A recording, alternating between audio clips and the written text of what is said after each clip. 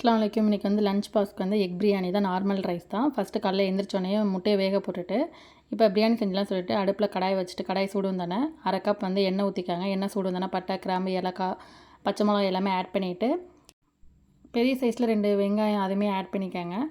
கொஞ்சம் உப்பு போட்டால் கொஞ்சம் சீக்கிரம் வதங்கிடும். இப்போ நல்லா வந்து வெங்காயம் வந்து நல்லா கோல்டன் கலர் வர வரைக்கும் கொஞ்சம் நேரம் நல்லா வதங்கணும். நல்லா வதங்கினதுக்கப்புறம் இந்த ஸ்டேஜில் வந்து நான் 2 டேபிள் ஸ்பூன் வந்து மிளகாத்தூள் ஆட் பண்ணியிருக்கேன். ஏன்னா அப்போ தான் பிரியாணி கலருமே கொடுக்கும். இப்போ மிளகாத்தூள் ஆட் பண்ணதுக்கப்புறம் இப்போ வந்து 3/4 கப் வந்து இஞ்சி பூண்டு ஆட் பண்ணிக்கோங்க. அதையுமே ஆட் பண்ணிவிட்டு கொஞ்சம் நேரம் நல்லா பச்சை வாசனை போகிற வரைக்கும் இஞ்சி பூண்டுமே நல்லா வதங்கினதுக்கப்புறம் இப்போ வந்து 4 தக்காளி ஆட் பண்ணிக்கோங்க. அது நல்லா கொஞ்சம் நேரம் வதங்கணும். அதனால் கொஞ்சம் மூடி போட்டால் கொஞ்சம் சீக்கிரம் வதங்கிடும்.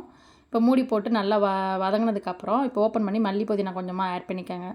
அதையுமே ஆட் பண்ணிவிட்டு இப்போ வந்து மசாலா ஆட் பண்ணிடலாம். 1 டேபிள் ஸ்பூன் மல்லித்தூள், 1 டேபிள் ஸ்பூன் வந்து கரம் மசாலா, 1 டேபிள் ஸ்பூன் ஜீரகத்தூள், 1/2 டீஸ்பூன் வந்து மஞ்சத்தூள், இது எல்லாமே ஆட் பண்ணிவிட்டு கொஞ்சம் நேரம் நல்லா பச்சை வாசனை போகிற வரைக்கும் நல்லா எண்ணெயிலே வந்து கொஞ்சம் நேரம் வதங்கணும். அதுக்கப்புறம் வதங்கினதுக்கப்புறம் 1 கப் வந்து தயிர் ஆட் பண்ணிக்கோங்க. இப்போ வந்து நான் 3 டம்ளர் ரைஸ் எடுத்துருக்கேன். அதுக்கு 6 டம்ளர் தண்ணி ஊற்றிட்டு இப்போ ஊற வச்ச ரைஸுமே அதில் ஆட் பண்ணிடுங்க. ஆட் பண்ணிவிட்டு இப்போ ஆஃப் லெமன் வந்து அதையுமே பிழிஞ்சுடுங்க. நான் ஃபஸ்ட்டே வந்து லெமன் ஆட் பண்ணணும். நான் லெமன் ஆட் பண்ண மறந்துட்டேன். இப்போ இந்த ஸ்டேஜ்லேயே ஆட் பண்ணலாம், ஒன்றும் பிரச்சனை இல்லை. இப்போ ஆஃப் லெமன் ஆட் பண்ணிவிட்டு உப்புமே பார்த்துட்டு இப்போ வந்து மூடி போட்டு கொஞ்சம் நேரம் பிரியாணி வந்து ரெடி ஆகட்டும். அந்த கேப்பில் வந்து முட்டை மசாலா ரெடி பண்ணிடலாம் சொல்லிவிட்டு கடாயில் வந்து 2 டேபிள் ஸ்பூன் வந்து எண்ணெய் ஊற்றிக்கோங்க. டீஸ்பூன் வந்து மிளகுத்தூள், 1/2 டீஸ்பூன் மிளகாய்த்தூள், கொஞ்சமாக வந்து கரம் மசாலா, உப்பு கொஞ்சம் ஆட் பண்ணிவிட்டு இப்போ வேக வச்ச முட்டையை முட்டை ஓடு எடுத்துகிட்டு இப்போ லைட்டாக கீறிட்டு அதையுமே அதில் ஆட் பண்ணிடுங்க.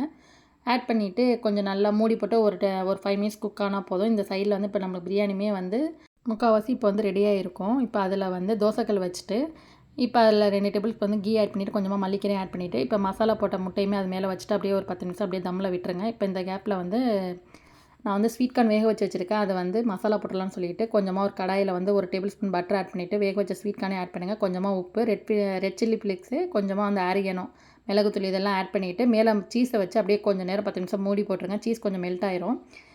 ஓப்பன் பண்ணிவிட்டு பட்டரும் மல்லிக்கீரையும் ஆட் பண்ணிவிட்டு அடுப்பு ஆஃப் பண்ணிட வேண்டியதான். இப்போ வந்து நம்ம சைடில் வந்து பிரியாணியுமே ரெடி ஆயிடுச்சு.